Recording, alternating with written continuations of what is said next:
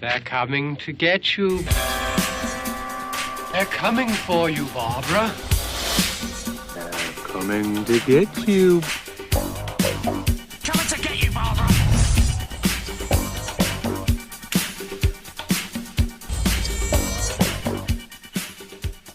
Welcome back to They're Coming to Get You. I'm one of your hosts, Brent Terhune, joined by my co-host, Gavin Eddings. How's it going, Brent? Good. I'm waiting for a tongue to slip out of this microphone and announce that it's my new boyfriend. He's very forward. That Mr. Kruger is very forward. They have not had one date, and here he is already trying to cuff her. I like that you've referred to him as Mr. Kruger. Hey, he's a child murderer, but God damn it, you show him some respect. If you got a PA, you'd be like Dr. Kruger. Dr. Lecter. Welcome to the show. And if you've not figured it out by now, we're doing A Nightmare on Elm Street. Yes, the 1984 classic that introduced the world to Mr. Frederick Krueger. They call him Fred Krueger, and it always just doesn't sound right to me, you know? Yeah, and the entire, and we'll get into everything, but like the origin story, like they really paint really a wide picture of what he did or did not do. Mm-hmm. And that's more elaborated on in like the third and fourth movie. And he's just a guy, kills some kids, and he got off on a technicality. They burned him, and now he somehow haunts your dreams. Your children's dreams. Yes. And also, he's just strictly a child murderer and nothing else, everyone. He just murders them kids. He does it for the thrill of the murder. Yeah. So in the remake of Nightmare on Elm Street, which you've seen that, right? The remake? Yes, I watched it once in theaters in 2010 and never since.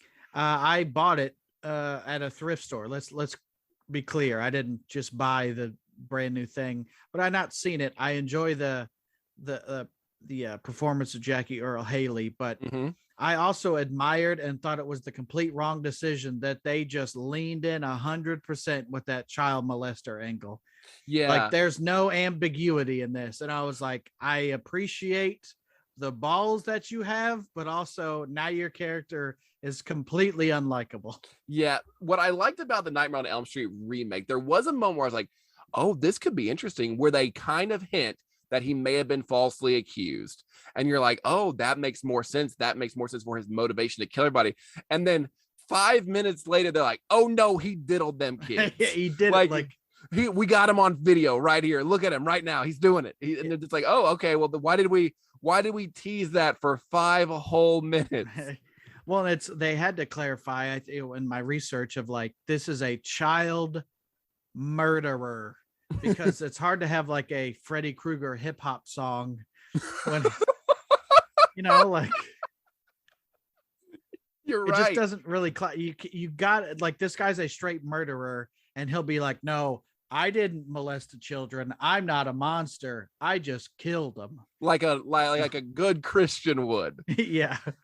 Yeah, because Freddy Krueger became one of the more marketable horror villains. Like you could get Freddy Krueger dolls, even before like actual dolls that people would just have. Yeah, and you would sleep with a child would just sleep with the Freddy Krueger doll. Like, yeah, and if and you can't sleep with somebody who's on the sex offender registry. Like you can't do that. Like Elmo somehow got off the registry, Elmo, and he beat the charge with that Sesame Street pole.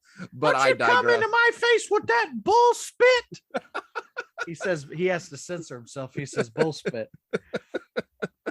It's. I think part of the appeal of this is that Freddy talks, and he got over the series. He got funnier, Yeah, and with Jason, Michael Myers, Leatherface, every horror icon we've talked about up to this point, they were all mute, silent killers, which makes them scary, but doesn't really give them much of a personality. Mm-hmm. You can be scared of them, but being scared of them isn't really much of a personality trait.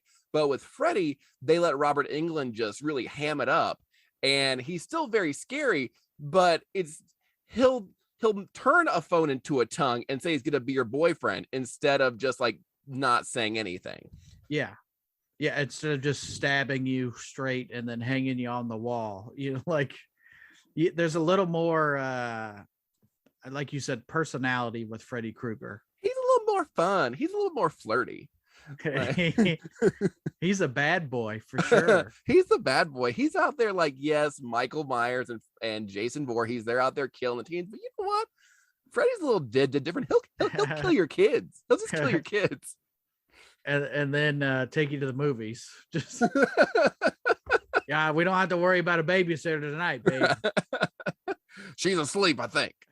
It was not by design, but we've covered Halloween. We've covered Friday the 13th, which came out in 1980. And we've also covered Texas Chainsaw Massacre. Of those, we've got Freddy, Jason, and Michael Myers are kind of the big three of the slashers. Yes. And this came out in 1984, kind of extended the slasher genre and craze a little bit, wouldn't you say? I would say so, because I think at this point we're either 4 or 5 Friday the 13th movies deep into this. I know that Final Chapter would have been out by this point. I'm not sure if A New Beginning had, but after Halloween and Friday the 13th, they started making horror movies about every holiday, and it became more paint by numbers, even more so than when Friday the 13th did it with Halloween. It became more paint by numbers. Every holiday gets a horror movie. There's all these strong silent slashers, whether it be like the Miner from, you've got the Miner from My Bloody Valentine. You've also got the guy from Slumber Party Massacre. You've got these quiet stalkers killing babysitters, things like that. And then you have Freddy Krueger, who comes along, who just completely turns the entire genre on its head by, one, being a talker. He talks. Also, he doesn't kill you in this world. He kills you in your dreams, which gives you a whole nother level of terror, because you have to sleep. Like, you can run away from Jason in this world, and you can hide. You don't have to go to Crystal Lake. Yeah, you just don't go to Crystal Lake. You stay out them Blair Woods, okay? You just don't go there. But you gotta sleep. You gotta take a nap, and you can't just stay awake forever. So this struggle between wanting to stay alive and wanting to stay awake, it's a very primal fear. Like, if I go to sleep, I could die. And Wes Craven actually made this movie because he read an article of a man who was having these nightmares, and he died in his sleep because of these nightmares. So he was inspired by that to make Freddy Krueger, and this idea of like a dream demon, a dream person who could kill you in your dreams. Those articles were in the LA Times in the 1970s about among refugees who, after fleeing to the United States because of war and genocide in Laos, Cambodia, and Vietnam, suffered disturbing nightmares and refused to sleep. Some of the men died in their sleep soon after. Medical authorities called the phenomenon Asian death syndrome. So I guess if you're not Asian, you can't catch Asian death syndrome. The condition afflicted men between the ages of 19 and 57. So I'm sure there was a 19-year-old that died and a 57-year-old man that died. And they're like, everybody in between. But sudden unexplained death syndrome, or Brugada syndrome. Brugada. Yeah. So that was a real thing of these guys are just dying in their sleep. And probably, from a combination of PTSD and who knows what else, extreme stress, or I don't know, but based in real things, Yeah. And that's what makes it scary too, is because, I mean, yeah, it's a real condition. I mean, if you're not Asian, I guess, like you said, you're immune, but Stephanie, she's part Korean. Oh, so she goes to sleep. She might not wake up. So I'm worried about her. Well, it's only men, 19 to 57. Okay, good. So if you're an Asian man listening, stay awake. Just don't sleep. We're not medical doctors, but just to be safe, never sleep again. Well, you watched this for the with Stephanie, and you said she watched it for the first time. Yes. Yes. So I hadn't watched this all the way through, start to finish, in probably about 10 years. I think we last time I watched it probably was gearing up for the remake, but Stephanie had never seen it. So we fired up on Netflix the other night and we watched it. And she asked a lot of questions during it. And I was like, how do you not know the basic premise of Freddy Krueger? And she's like, well, is this a dream? Is this a dream? Right. She kept asking, is this a dream? And I go, hey, babe, I love you. They're going to tell you. You're going to know in a second if it's a dream or not. But she ended up. You should have just turned to her and gone, this whole thing's been a dream. Nothing is real. Dissolve away if you could have. I pulled my face off. Look at this. So she liked it, and I really enjoyed this. I watched all of these together for the first time back in 2003, gearing up for Freddy versus Jason. I'd never seen any of the Nightmare on Elm Streets back then. I saw the trailer for Freddy versus Jason. I'd seen a few Jason movies, but I wanted to see Freddy Krueger. So I watched the entire series over the course of like one summer. They had them at the library. So I would go to the library, grab a VHS, come home and watch it. The library is such a great place to get free things that you would pay for anywhere else. It's really cool. And not to go off tangent, but because there's not a lot of video stores anymore, if you want to go to a place to select a video and get that video store experience, your local library is an absolute wealth of videos, DVDs. Some have Blu-rays now. I know some libraries have like video games and stuff. So your library is an untapped resource, and it's just sometimes cool to go in and just like pick out that media that you might not watch. Sure, scrolling on Amazon is fine, and you can find anything you want, but just something about going to a store for a purpose to find like a scary movie you hadn't seen, picking it based on the cover art and what the back says, that is a great experience that really you can only get at the library now. Yeah, and I love coming home with a stack of books that I know I won't read. Absolutely. I'll get this and I'll get this, and I'll make sure nobody can get it for 2 weeks. I'm going to read all of Isaac Asimov's books he ever wrote. the densest philosophy as well. I do that now. I go to Barnes & Noble. I was like, you know what? I'm going to read Dune. I have read 20 pages of Dune. And I was like, I didn't even finish the audiobook of Dune. I was like, this ain't for me. Sandworms and whatnot. Humbug. But back to Nightmare on Elm Street. Yeah, just going to the library, watching all of them. And the first movie it's classic. It sets the premise. I think for me, the Nightmare on Elm Street series falls off harder than other series for me, because when Nightmare on Elm Street's good, it is good. But when it is bad, it is some of the worst, because the later movies would lean too much into Freddy being like the anti-hero when he's supposed to be the villain. He's supposed to be this murderer, this molester, this really bad dude, but they would like lean to him being like super funny the entire time. And you're like, this isn't what how did we get here? Yeah. Well, and it's one of those, and this is the least favorite of the big three franchises for me. And like, I've seen all of them, but I've only seen a couple of these a couple times. And I can still, like, it's my least favorite of the three probably, but this is a solid movie. And there's so many scares. The score is great. I was putting notes together last night, so I pulled up the score on Apple Music, and I was like, oh man, this is like top tier. There's, pretty good. Just that those opening notes. It's not as iconic as the Halloween theme. It's not gonna be easily recognizable unless you're a deep horror fan. You're probably not gonna have it as your ringtone or something like that. But if you're a horror fan and you hear those opening notes, like, yes, that is Nightmare on Elm Street. They played out the movie. It's such a scary score, and this movie has such an atmosphere to it, and you like the characters. They're very likable. And it's almost the whole movie's dreamlike in itself anyway. And that could just be, it looks very 80s to me, which adds to it. But yeah, would you want to jump in with the characters, or what do you think? Let's hop into the characters here. So the main character is Nancy Thompson. She's just your regular high school girl. She's got her boyfriend Glenn, played by Johnny Depp in his first movie role. And boy, is that man. It's just so good to see the man who would one day have his bed shit in by Amber Heard. If it wasn't enough to have gallons of blood in the bed. I think we all made that. I think me and Stephanie both were like, that's not the worst thing to come out of his bed lately. Did you get it? She shat in his bed. She took it. She pooped him. Yeah. But And also the guy that will become like Captain Jack Sparrow and Edward Scissorhand. Like, it's like, he's just a very teen kind of guy in this movie. yes, You know? this for him, this is Kevin Bacon in Friday the 13th. Yeah. Like he's gonna have a massive career, and he got his start in this little low budget, nobody knew.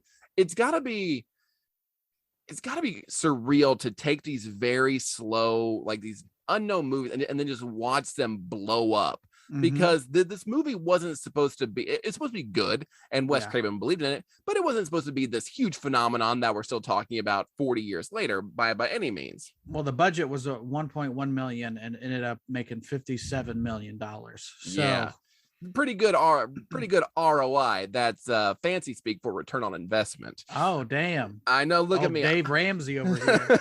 Listen, cut up your credit cards, Brent. I need you to cut them up in front of me right now. But you've got Johnny Depp as Glenn. You've got John Saxon playing Lieutenant Thompson, Nancy's dad. I love John Saxon from the Bruce Lee movie Enter the Dragon, when he's just a karate man. Producer wife was next to me and she's like, what's this guy from? And I was like, I don't know. And she named off all those, stuff I've never seen. So yeah, I would have named Enter the Dragon, and then that's it. It'd be like Enter the Dragon, this movie, Nightmare on Elm Street, I think A New Nightmare. I don't know. I think he's in 3, but I think he's in 6 for sure. Or not. He's in 7, I mean. But you've got the cast, and of course, you've got Ronnie Blakely as Nancy's mom, who likes to drink. She's just real slost. Just hiding the booze in the towel, the linen closet, and and I do, by the way, for the listeners, I'm wearing a half shirt a la Johnny Depp for some reason. Yeah. And you're listening to the biggest headphones. You're listening to your records and watching the TV at the same time. Yep, that's right. That's the equivalent today of playing video games and having something on an iPad. That's very yes, the same thing. It's like I'm on my phone, but I'm listening to the background. It's just on. I just gotta have something to do while I'm doing my chores, and it's just video games. Like, it's not. You've got Tina. You've got Amanda Wyss as Tina, who gets killed incredibly, and then you have her boyfriend Rod as well, who gets the murders pinned on him, and then of course Robert Englund as Mr. Frederick L. Krueger. I don't know, is it L? Krueger? Yeah, Freddy Krueger, iconic, still known for that character today. He's done other stuff. He was just recently in the season 4 of Stranger Things. That man will be Freddy Krueger until he dies.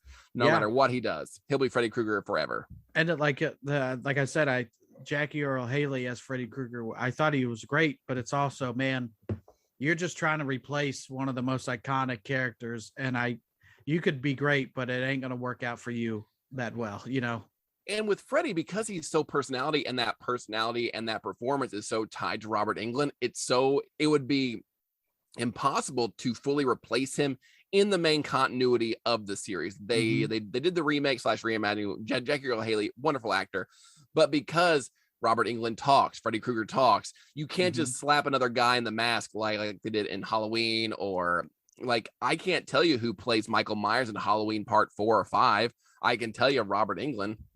Yeah, I'd have to think about that. I think plays what? I know Dick Warlock did it in number 2, and I only remember that because his name is Dick Warlock. Which is my class in Dungeons and Dragons, actually. I am the Dick Warlock. Yeah, it's not like if you had a band and the lead singer's gone, you replace them.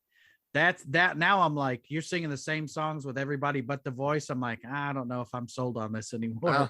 I don't know if I like this Mr. David Lee Roth. I don't know how I feel about him. Or I don't need Bon Scott. Brian Johnson. Bon Scott's the other one. Anyway, my favorite character in this whole movie is none of those you listed. It's the man that is banging Tina's mom at the very beginning of the movie. And his only line is, she's trying to talk to her daughter about the nightmare she just had, and he comes in the room and he goes, "Are you coming back to the sack or what?" Back when men could be men, Brent. Any Back when man that calls it the sack is a sack of shit himself. You know that man, when she left the room, he started immediately just tugging on it. Like, I'm ready for another one. Round 3, baby. You got work in the morning. I don't. I'm on the disability. I live off of you, sweetheart. Are you coming back to the sack or what? and then at that point, had the credits just rolled, Brent would have been like, this is the best movie I've ever seen in my entire life. Yeah, I thought Nancy, it was great, you know, for being like I don't know how old she was in this, but like a female actress that just held it down, and there was no really like over the top, like, oh, that was so cheesy, or that was really ruined the movie for me. I thought she was great, you know. There's a lot of there's really grounded performances in this. It's not over the top shrieking or screaming like in Friday the 13th, especially. It's just very real grounded performances where I'm going to research and see like, oh, how would I beat a dream demon? It's very logical. It's very smart. It's a very well-written script, and they felt like teenagers. Yeah. Like yeah, sometimes. Yeah. Go Like, ahead. yeah. Like, they felt like teenagers, and like, yeah, sometimes they don't, they feel like adults dressing like 15-year-olds. Well, and in this case too, it's like Nancy lives with her mom, who is clearly an alcoholic.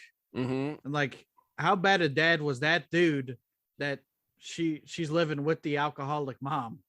Like the dad, like, it's clearly she's an alcoholic. Why doesn't she just live with you, cop dad? Like, because you're never here, Dad. You're never here. Yeah. And like every time her mom was on screen, I don't know if it was like self tan or something, but it looked very much like she's wearing an Instagram filter the whole movie. Like the color of her, you know. So that is actress Ronnie Blakely. She was at a horror convention back in 2018 at a table. She was it's always very sad to watch these people just not have a line and just be there sitting. I will say, sitting there watching her, like, she looks like that in real life too. Like all those years later. Yeah, she looked like she had just been hanging out, and I'm sure she would have been very nice, but it's like, I only got so much money. I only got so much money to spend here. I feel like, how could you not get your shit signed by the mom from Friday? Yeah, Elm Street, not Friday. What are we talking about? I'm looking at her pictures. That's why I got distracted. She looks like oh yeah.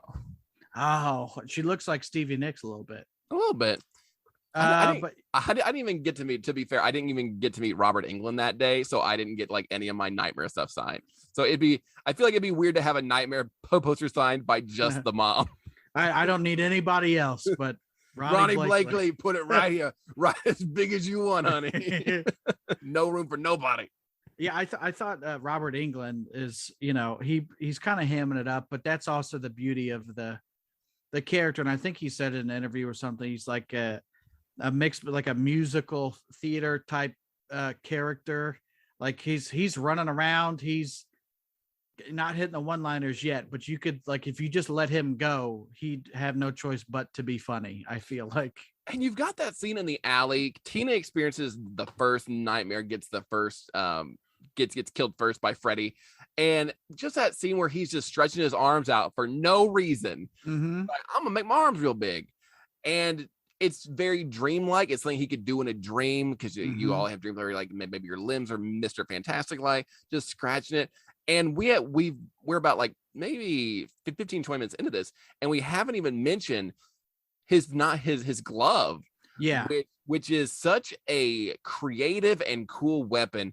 I just always call it the Freddy glove, or like his glove, but they specifically, if they reiterate that he was a child murderer, they also reiterate that these are finger knives. They are finger knives throughout the whole movie. Like he had finger knives, some sort of finger knives. Fred Krueger. Oh, and that came from I think Wes Craven was tired of like everybody killing somebody with a knife, and at this point you had an axe in Friday, I'm sure, but also The Shining.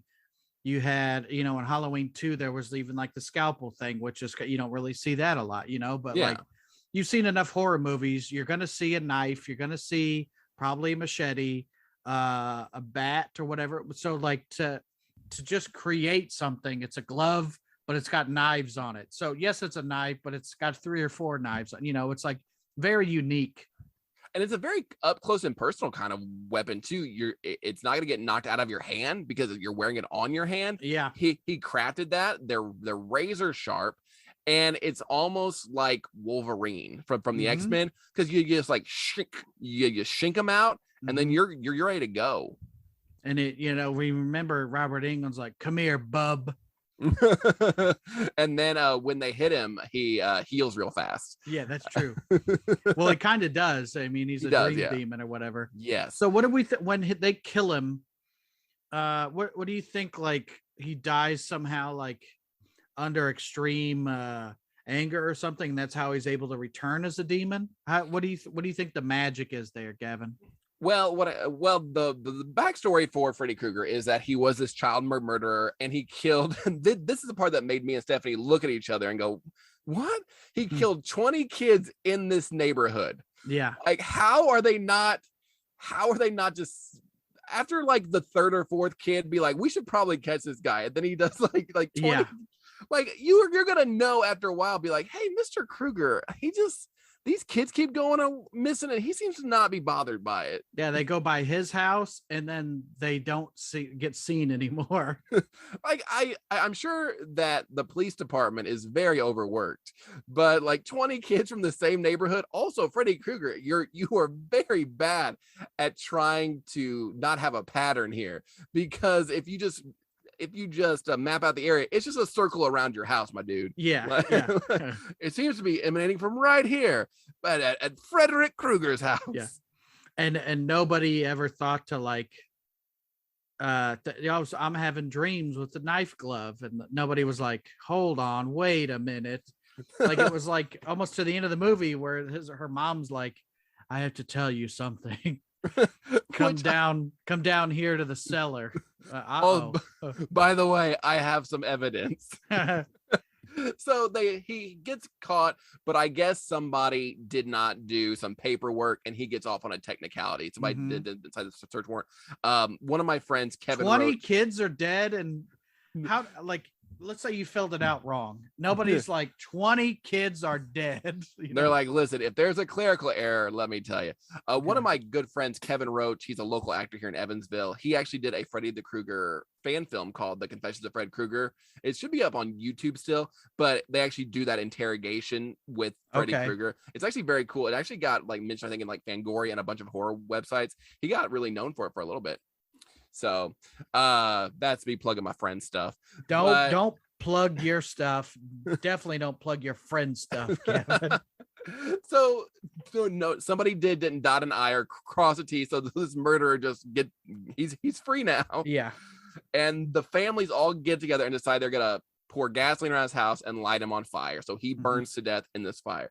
Now, in the later movies, he's approached by like dream demons or whatever, where they're like, "Do you want to work for us?" And he's like, "Anything, I'll do it." But in this, I think they really implied more that he just somehow came back through supernatural means, unspecified, to like get revenge on the parents by killing their kids. And the thing, it's very much like a Godzilla movie. Like I don't need a reason why Godzilla is there. I just need him to start smashing. Like, and it's very much I do want to know the origin, but while I'm watching it, I don't care. Just make the scares happen, you know. And when you go into the origin in later movies, it becomes too complicated. Yeah, and you're like, he's the bastard son of 1,000 maniacs or whatever. A nun got trapped in a room with a bunch of criminally insane men. It's like, this is horrible. Yeah, this is dark. This is dark. So they kill him. He comes back. The first kill in this movie is Nancy's friend Tina. She hooks up with Rod, and Rod is just giving it to her, like giving her the rod. God damn. Like just your friends are in the house and you don't even try to not yell and scream during coitus, you know. I don't that's like a weird sleepover, because Glenn and Nancy are both there, and then Rod's like, let me make it up to you. And they go, and you know what they're going to do. And then they have the loudest sex imaginable. Like they are putting this on for somebody. Like they want them to hear. Bam, like, bam. Oh, hit it right there. Get it so good. It's like when I don't think I'd ever want to hear any of my friends do that. I've had roommates, so they would have like Tinder dates over and things like that. But like it's when you're in a hotel when you're on the road and you're like, here's by just getting it, and then you're like, there are other people here. Yeah. You know what? I'm glad I don't know you. So I hope you love each other. Yeah. What you're doing right now is a crime, I think. This is stop. This is too much. Now I'm cheering you on just so you guys will finish up. So Rod is giving it to Tina, and then Tina falls asleep. She goes into the dream world where she meets Freddy Krueger. Officially, he does the arm thing, and he cuts her up. Like this scene, really. You also did the scene happen before the murder where Freddy Krueger comes through the wall? It's kind of almost during, or is it like that? Right, like either like right before or kind of during, but like presses his face through the wall. Like, yeah, what a great visual. Like there's so many great visuals in this movie. Yeah, this scene has a lot of really cool, really great visuals. Like you said, him coming through the wall and like staring over her. Well, the arms coming out, the silhouette, like it. Yeah, it's they did it with fishing lines, so it kind of looks shitty, but also looks cool at the same time. Like it's a dream. Yeah. That's what we say when it looks shitty. It's a dream. Yeah. And then all his teeth fell out. Fingers off. He cuts his face off. Like he's just toying with her, you know? There's one line that's always kind of bothered me, and I feel like they tried to make Freddy a little deeper than he was good than they turned out to be, where she's like, "Oh God," and he's like, "This is God. This is God." Yeah. It's like, what kind of philosophical bullshit are you trying to pull right now? Like, I don't get it. I think he's just pure terror is what he is, Gavin. He's just a pure it's a dream. He can say whatever he wants. Yeah. He's probably workshopped that on a bunch of kids. He's like, all right, 16 and 17. Listen, I know you miss your friend. You're going to see him in a minute. But how about if I say, this is God, and point to my finger knives? Did that scare you? How did that make you feel? You now give me a restaurant. Starbucks? Okay. Just, yes, and terror improv. And the kids are like, you can kill us now. We don't need to see this. Please, improv is worse than being chained up. But he's not touching us. He's just killing us. Yeah. Oh. Well, we got the Tina's man. I rewatching this. This is what by far the bloodiest of the maybe the movies we've covered this far this season. Like Texas Chainsaw Massacre does not live up to the massacre name. Halloween has a lot of bloodless stuff. Jaws had some blood in it. Yeah, Jaws had some blood. Friday the 13th got bloodier as it went on. But this was the movie I feel like really tipped the scale in the MPAA rating, starting to cut back a little bit, because I think following this movie in like the 85, 86, the Friday the 13th started getting like really edited down because the vibe was getting too much. Well, boy, howdy, it's a good thing they snuck this one in 1984 because she was just smeared on the walls, and just cut up, and when he slices her stomach, like it just all pours out. And to her being murdered on the like what a unique kill, you know? Yeah. And I know they rotated the room for Johnny Depp's kill, but I think they also made the room different so she could like drag herself across. Yeah, I don't remember what documentary it is. I started to watch it, and it was very much Crystal Lake Memories. Is it Never Sleep Again? Maybe that's what it was. And I started it, but I didn't finish it because this is not my favorite franchise anyway. But I do remember them talking about they tilted the room. Yeah, and she just drags herself all over the wall. And if your favorite part was the guy coming in and saying, "Get back to the sack," I love Rod and his tidy whities. Completely helpless. He gets kicked into a lamp at one point, and like we've said on this, like the theme of this podcast is I want to be wearing clothes when I get murdered. I don't want to be in my tidy whities. I don't want to be in my tidy whities. Like, give me a second, Freddy Krueger. I want to let me put my shoes on and my jeans and die like a man in my Wranglers. Or at least a bathrobe. Let me look somewhat decent. Yeah, but just he just has to watch this girl get gutted all over the wall, and you can't explain that because he gets pinned for the murder. They're Mhm. like, this guy clearly did it, even though he's got no blood on him. He's very clean. Yeah. Well, he ran. That's the thing. Yeah, if you run, you're guilty. But I mean, he had no choice. But just the scene of her falling from the ceiling and just like the blood going on him, like I'd run too. I ain't putting my shoes on. I'm gone. And the thing is, like, something's controlling her, killing her, and then you can't do a damn thing about it. Like, those two things where it's like, what's going on? And then also, I'm powerless in that. And that's it's a heck of a way to start a franchise as far as kills go, because it's creative, it's incredibly bloody, and it's so different from anything that had been done in horror movies before that. People aren't being drug around the ceiling and having blood pour out of them like that. So really, really great way to set the tone overall for Nightmare on Elm Street. And now, like somebody on the ceiling, you're possessed by the devil. Yeah, that's what that is. Like, that's not a dream demon thing, you know? Yeah. So after he kills Tina, he starts turning his attention to taunting Nancy, and he's doing all kinds of things. He's making her see Tina in the hallway, in a body bag. She's just trying to learn. There does seem to be a thing with this that parallels Halloween, especially, is like that scene where you're just trying. She's just trying to get her grades up. Yeah, she's just trying to not learn. fall asleep. And then she follows Tina in a body. That poor actress who played Tina had to drag herself all over this movie. Get in the body bag, all bloody. What a great sequence to follow the blood on the floor, and then like to run into whatever the girl was, and she's like, where's your hall pass type thing, and how do you know there's leaves in the hallway? How do you not know that's a dream? Like, and then the girl turns out to be wearing like the same Freddy outfit and fedora, and is like, where's your hall pass? Yeah, that sweater is not on par with like the Where's Waldo sweater, but you can't wear that pattern without somebody knowing that's Freddy Krueger. You know, that style is just his now. And there is a difference from the sweater in this from the other movies. In this, it's the arms are solid red, and it's just the actual front and back that's green and red. In the later movies, he would go through the whole. It would be striped the whole way down.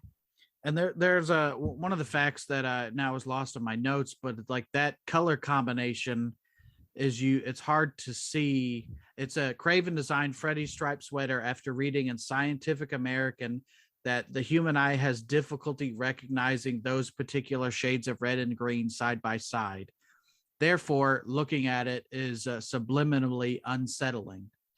Not a good look. It's not a good it doesn't look great when you look at it. Yeah, paired with a fedora and a burnt face, I'll swipe left on that all day.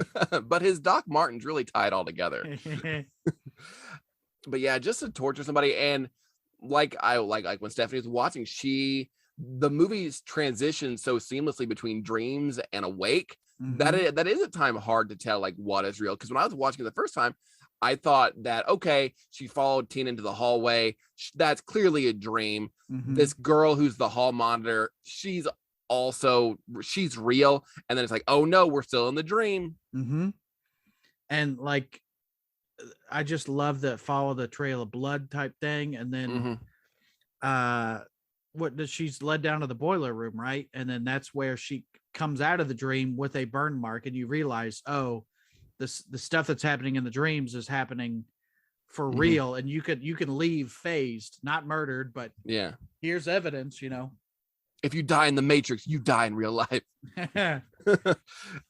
So yeah, she burns herself, and so this cat and mouse between her and Freddy it's Laurie and Michael Myers if Michael Myers was talking shit the whole time. Like, yo, girl, I'm coming for you. Like, oh, you got to throw a pot at that door? You got to try to wake them up? No, I'm coming for you. He'd point at a jack-o'-lantern and say, "This is God." Be like, need some work, Michael. Yeah, it is. And Michael, his cat mouse is never any words, and he'll just dress your dead friend up as a ghost or whatever, you know, like with Freddy, it's in your face and like, yeah, well, even in your crotch. The bathtub. Well, again, like a great snapshot of a movie. Like, are you familiar, Gavin, with it's the screen grabs? They're little figures of like, there's one of the Texas Chainsaw Massacre, there's one of like Friday the 13th, Jason popping up out of the canoe.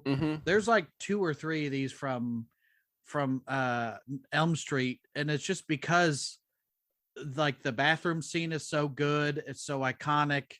The one with the face coming through the wall, like that. I guess if you're thinking of like merch ideas, like I'm sure Wes Craven was like, we got to get these toys or whatever. but if you can kind of think of like, would that scene appear as a part of merch? Then you're like, maybe that's such an iconic thing that people will latch onto that, because like the face come through the wall, the glove with the crotch, like even I'm cringy. I don't have a vagina, but I'm like a glove knife in the water. So Stephanie didn't know about that scene. Okay. And she watched it and she goes, oh no, oh God. Yeah. Because she's like, oh, like it bothered her. Yeah. And I've seen it, so I know what's happened, but it's still very unsettling with like the hand going slowly towards her. Yeah. And then so like back under the water because her mom's coming to check on her or whatever. But it's a very vulnerable spot. Again, you're in the bathtub, you are relaxing, you're trying not to fall asleep, you're falling asleep, and then there's knives coming at your hooch. So it's just a hard day to be Nancy Thompson. And even like with the tongue phone, that is in so many pieces of artwork that I see, and like and it's a little that thing was in the movie for like 2 seconds. I thought it was longer, and I thought it was early in the movie. When the scene finally did come, Stephanie was on her phone, like looking at it. I go, no, you look, this is iconic. And she's like, and it happens. She's like, oh, was that it? I go, you pay it in respect. Okay. God damn it. Yeah. That phone licked her and called her boyfriend. Okay. It's very unsettling for the time. And then like the Johnny Depp kill, like, that's just a dude wearing a crop top, trying to stay awake. And it sucks for Nancy too, because like they think she's crazy because she's like, there's a burnt man in my dreams. We should do something about this. And they're like, no, you're just crazy. No worries. You need sleep, honey. You need sleep. Glug glug, mom. Yeah. You need sleep. And then they, instead of believing her, they bar all the windows and all the doors with like security grating, which is a fire hazard. Yeah, that producer wife was like, what if there's a fire? And I'm like, well, I guess you die, but safely. Like, yeah, don't maybe make your house more flammable and fire escape proof than with a man you actually burned to death, because he might get some ideas. Also with a blackout alcoholic who smokes.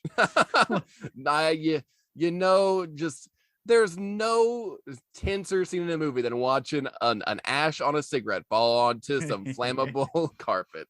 Yeah, just some vodka you just spilled. Glenn's just a good boy trying to be good. They clearly aren't having sex because he's like hinting at it. He's very repressed. He ain't getting his nut, as we like to say here. That's at our store, our web store. You can get. They're coming to get yo nut. If you're at the $10 level of our Patreon, it's called the Get Your Nut level. But so I do love that scene though, because this man, there's no Walkmans. He's hooked up to a full ass record player with a black and white TV or something, like on the bed, not on the nightstand, just on the bed TV. Like, yeah, he came over. I think Nancy came over one time to and slept on his bed, and he just like moved the TV off the bed onto the. It's like, oh, damn, just back when you could do that. Yeah. Now it's got to be mounted on the wall or an iPad. I'll do that in a hotel room. I never turn the TV on, but I have the iPad. And it's like, that's all those devices that you were just listening to in one. You would have stayed awake forever if you had been born a little later. That's true. And I wouldn't have had all that shit fall on me if I got dragged into the bed. So I think that's probably the most famous kill from this movie. I think so. Because it's so excessive. And he gets sucked into the bed. We don't know what happens to him. I assume there is an industrial shredder in his bed at that point. Yep. Because just all the blood geysers out. They shot the scene by taking a room, having like a giant barrel of blood, and then just tipping the room upside down, sloshing it around, and they shot it upside down. But just the visual of blood gushing onto the ceiling and like spreading out, it's just so much. It's a lot. It's but very much of like getting slimed at the Kids' Choice Awards type thing. It's like you can't do that on television, and you just said I don't know 1,500 times because you get slimed. I do think though, they're watching it back, I think they let the shot last a little too long because it starts to run out towards the end. It's like it's a little drippy there towards the end. It's not as effective when you let it go on for that long. Yeah, an old faithful geyser of blood. Like, just show the high points. Don't show it trickling. We watched the unrated version with 5 seconds more trickling. Go ahead. And then just his mom walks in and is like, "What you do? Oh my God!" Yeah, I do love that his mom comes in while he's falling asleep with the headphones on and the TV to wake him up, to tell him to go to bed.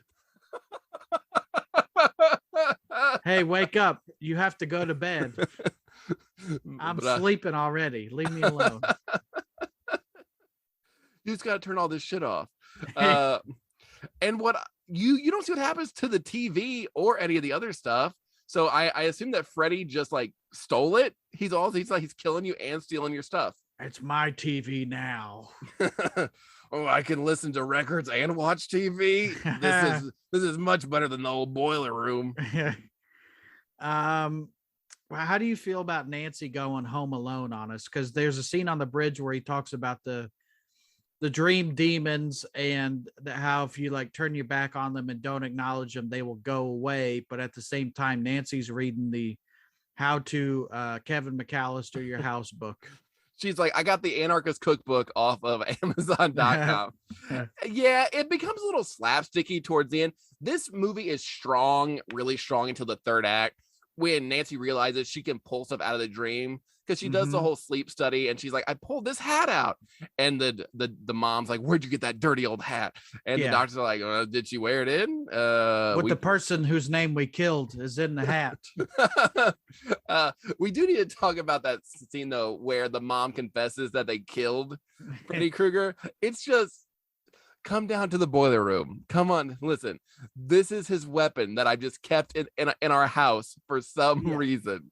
It's hard to tell what is like this lady's genuinely telling the truth and what is like a drunken ramble of, because she's always never not with a bottle of vodka, like, and then you're like, are you just leading me down here to tell me a story that leads nowhere?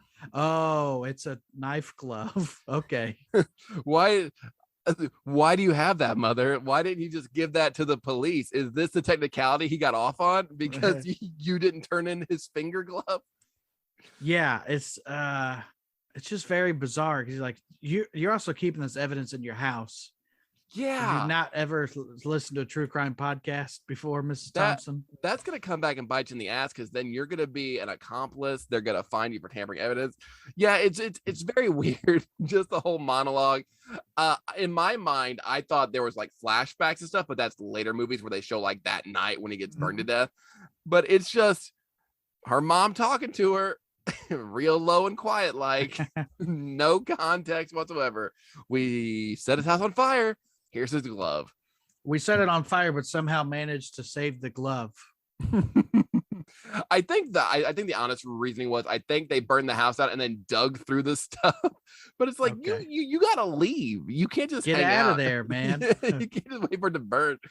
But I digress. The ending when she starts home aloneing is when this movie kind of falls apart for me. The ending of this movie is, of the ones we've watched, of the big ones we've seen so far, of like that 70s 80s slasher golden era, this has the worst ending of any of them. It is a dumb, confusing, nonsensical ending once. Even in a world where dreams are like this, it's got the dumbest ending where they're trying to pull Freddy out, which is fine. You've got the cool scene with the oatmeal stairs, which is very which is gross to me. I was like, I don't want to put my foot in oatmeal. Like that doesn't sound like a good time. You never been to the oatmeal spa before? No, the Quaker spa. The Quaker spa.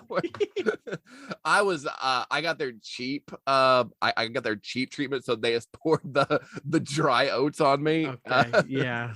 You gotta really they try to upsell you, but I was like, no, give me them dry oats from. You gotta watch those Quakers. They'll get you for every fucking dime. Let me That's what they're known for in these parts.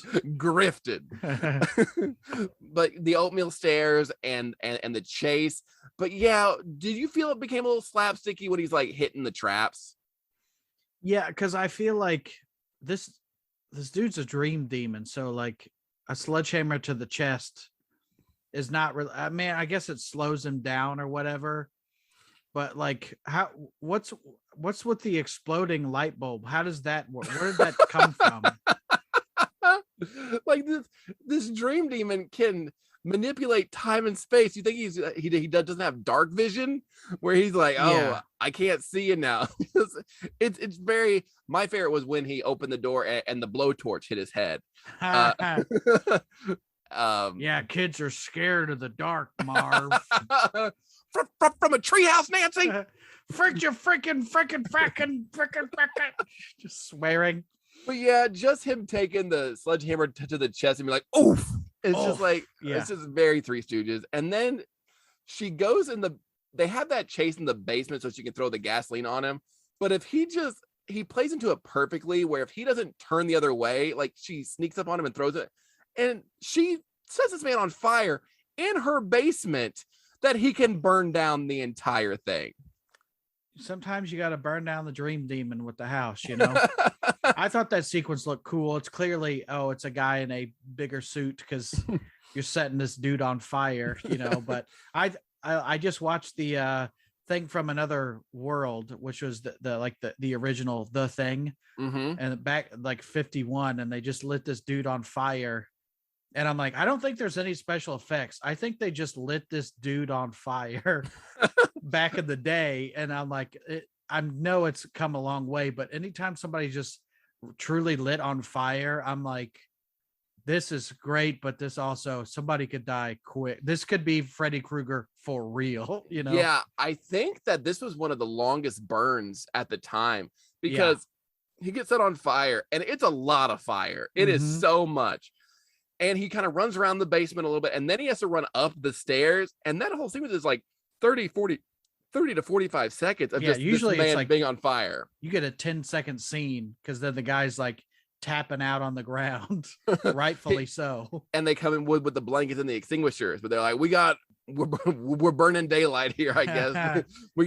Can we burn you for 14 minutes? You think you'll be okay? Well, you know who wasn't okay was Nancy's mom. That is weird. How does everything in this movie look so good and that looks so shitty? So it's a robot skeleton. Was he banging her mom? Is that what we're supposed to believe? I think he was just trying to choke her out. Okay.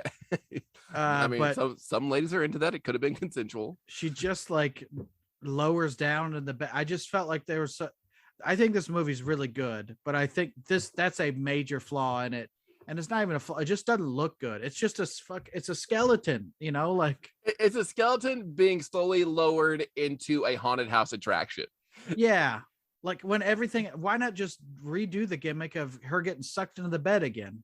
Like, but Johnny Depp, you know, like, but just being slowly lowered with like the flickering lightning and like the fog coming out. It's like, what is this? What and maybe have a half burned Johnny Depp almost try to crawl out of the bed or something. Yeah, but it's just such a very, it's very mechanical. This robot skeleton being lowered into the abyss. And then I know it was 84, but that weird special effect transition where it's like they shot this bed and then just did a crossfade on it. Yeah. And they said, well, our job here is done. And looks perfect. Come here and put your hand in this bowl of eyeballs. Oh no, and then it's worms. Spaghetti, I mean worms with marinara.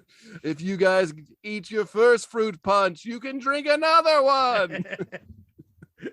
Like the whole like Home Alone type thing, and I don't know, but she's a kid. Like that's something a kid would do, right? Like I guess, but Nancy's supposed to be pretty smart. I Yeah. mean, she is still a kid, and I don't know. The whole third act gets very confusing, and just the whole she turned her back to him, so that's how she beat him, by not being afraid of him. yeah, It's confusing, and I didn't even recall that they kind of talked about it earlier in the movie, because it's not emphasized enough. it's very quick. It happens Yeah. quickly.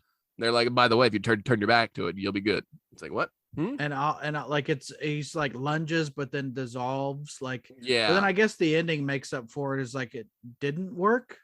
I don't know. Yeah, and see, that's why I don't like this ending. And they shot a bunch of different ones. They Mhm. went with this one where everybody's alive again, and we're all getting in our car, but the convertible's going up, and it's it's Freddy's hard top. Everybody, it's Freddy. We're going cruising USA. And if you thought the mom getting lowered into the bed, like the mom just gets done dirty, because the way she gets sucked through that window, is it supposed to be scary, ridiculous, both? Because we have watched a lot of dummies be tossed off of balconies. We've seen dummies get their heads cut off on beaches. This has to be by far my absolute favorite, because he just full on, just one arm pulls this mannequin through a window. They speed it up, and I expected her shoes to fall off like the Wicked Witch. Whoa! Wipe out. Yeah, like it falls apart in the last half, even though like I still think it's a good movie though, you know? Yeah, like I still like it, and they did enough world building to establish Freddy Krueger as a viable threat and like a cool character. But could you imagine if this was the only one they ever made, and you're like, well, what was that ending? What? Yeah. A woman just gets sucked through a window? And I think one of the other endings was like Freddy was supposed to be driving that car. Yeah. And Wes Craven was like, that's too dark. That's too dark. Yeah. I think that's a better ending and less ambiguous than the mom's alive and she's sober. That's the meanest I'm part. never gonna drink again. I just don't feel like it. That's the meanest part, Freddy. Alcoholism is no joke. Yeah. And I guess if you chalk it up to it all being a dream. Yeah. But then like with the next one, it has nothing to do with Nancy, right? Like yeah, no, it has to do with a guy. Yeah. It's also and this is not derogatory in any way, it is one of the gayest movies ever made. They made a behind the scenes documentary on it called Scream Queen, My Nightmare on Elm Street. And the actor that played Jesse, the character in the second one, got bullied so hard because it's not even homosexual subtext. It's just like gay. I don't know how they could have made that movie. I would love to talk about that movie with you more in depth, because it is a fascinating display of just, you made this great movie. And in your first sequel, it is so, you usually have movies wait till at least like the 5th or 6th entry to go awry. They go awry right off the bat. It is just, it has nothing to do with Nancy. Nancy doesn't get brought back until number 3, which is my favorite. Yeah, I don't hate the ending. I do like her getting sucked through that window. I just think it's a great visual, and it's clearly this is a blow up doll, but I've been with plenty of blow up dolls in my day. And you're like, that was a high quality 80s blow up doll. Let me tell you, that was top of the line. Oh, Miss Thompson. I have some other stuff. We do have to wrap it up because it's running long there, Gavin. But I do have some notes and stuff if you want to jump into some facts that I found. Hit us with some facts, Daddy. Freddy's nature, Wes Craven, I call him Craven, states that in a sense, Freddy stands for the worst of parenthood and adulthood, the dirty old man, the nasty father, and the adult who wants children to die rather than to help them prosper. He's the boogeyman and the worst fear of children, the adult that's out to get them. He's a very primal figure, sort of like Kronos devouring his children, that evil, twisted, perverted father figure that wants to destroy and is able to get them at their most vulnerable moment when they're asleep. That's a very apt description of what Freddy Krueger is.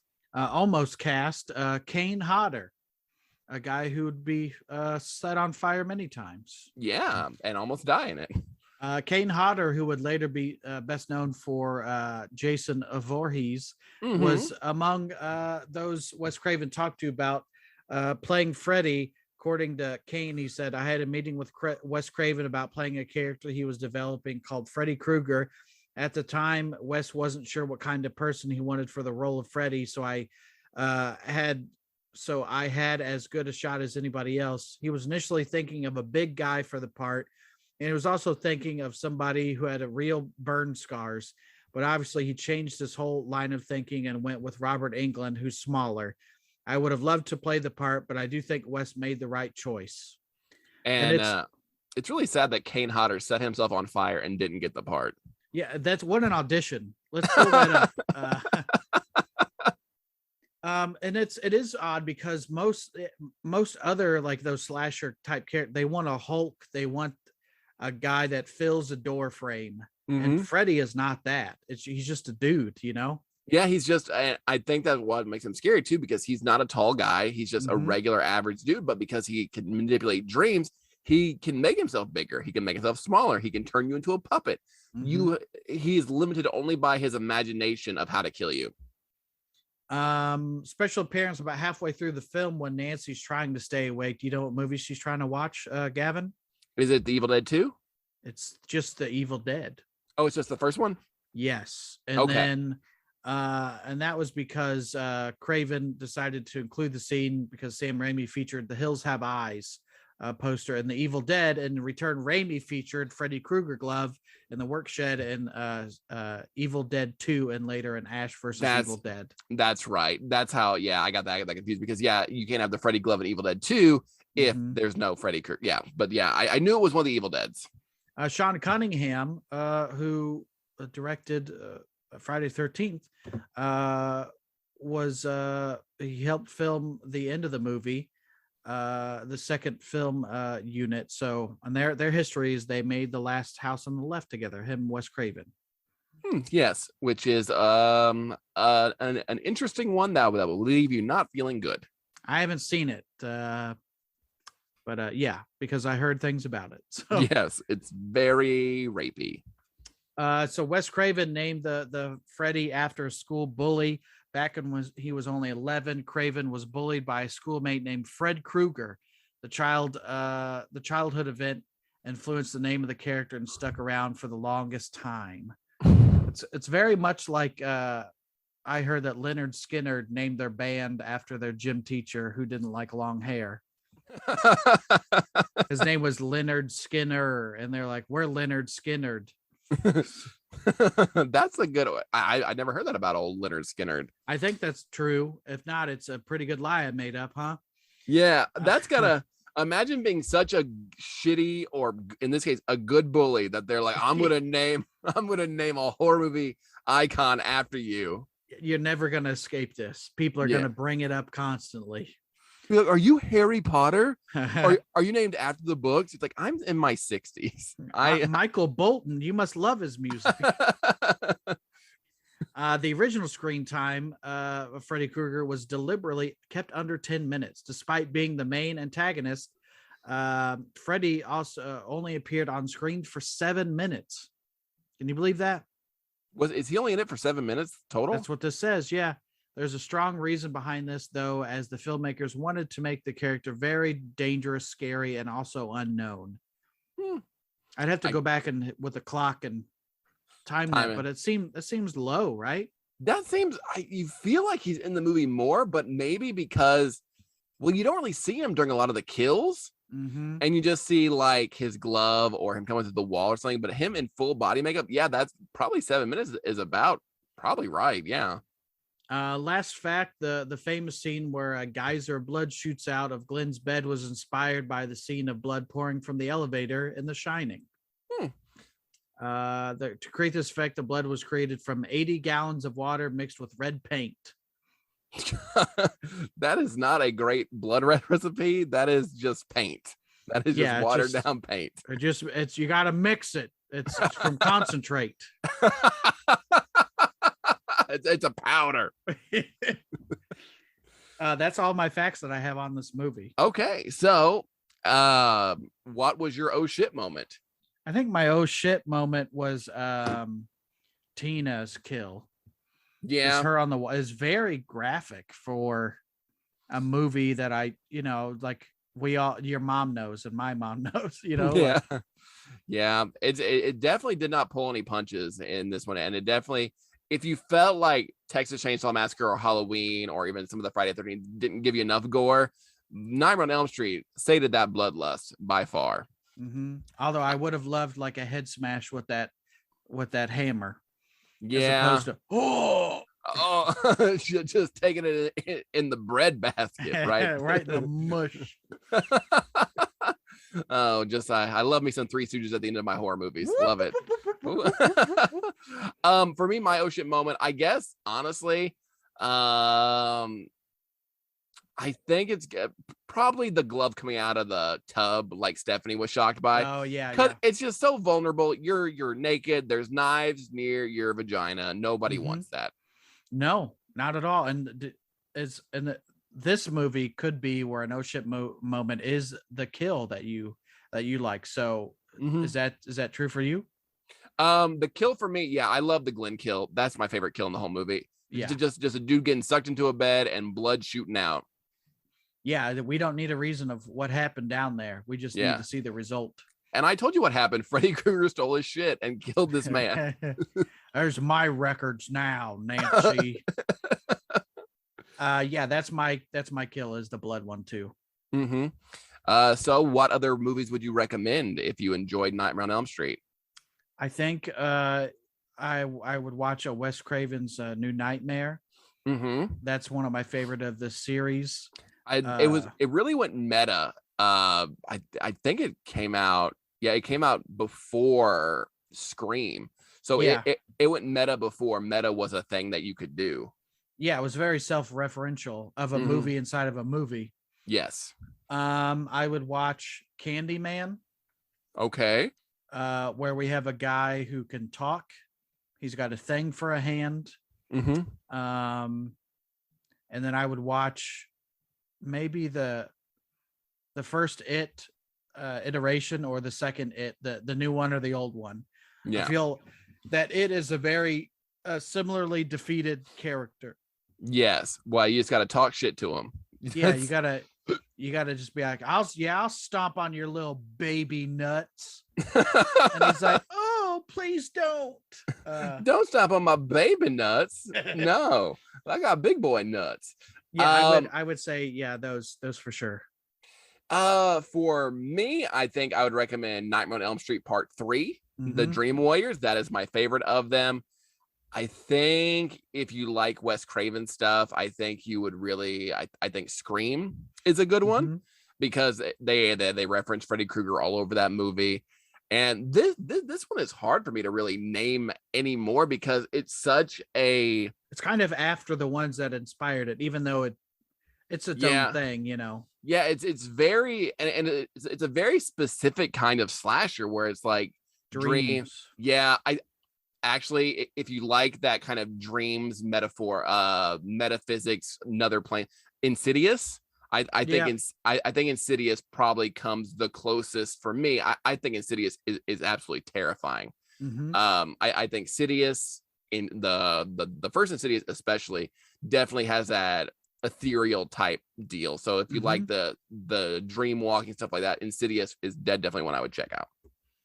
Yeah, I would say I couldn't think of any more really. So I mean, maybe Sinister, but I would say Candyman because the more people talk about Candyman, it seems like the stronger he gets or the more places he appears, Mhm. which is kind of that way in Nightmare on Elm Street. Mhm. The more talk, the more you get. So, Yeah.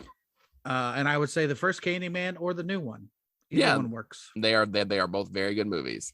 I think that's it, man.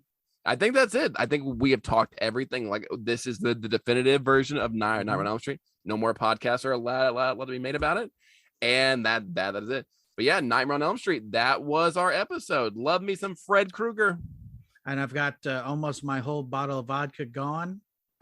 And my half shirt is now just covering the nips.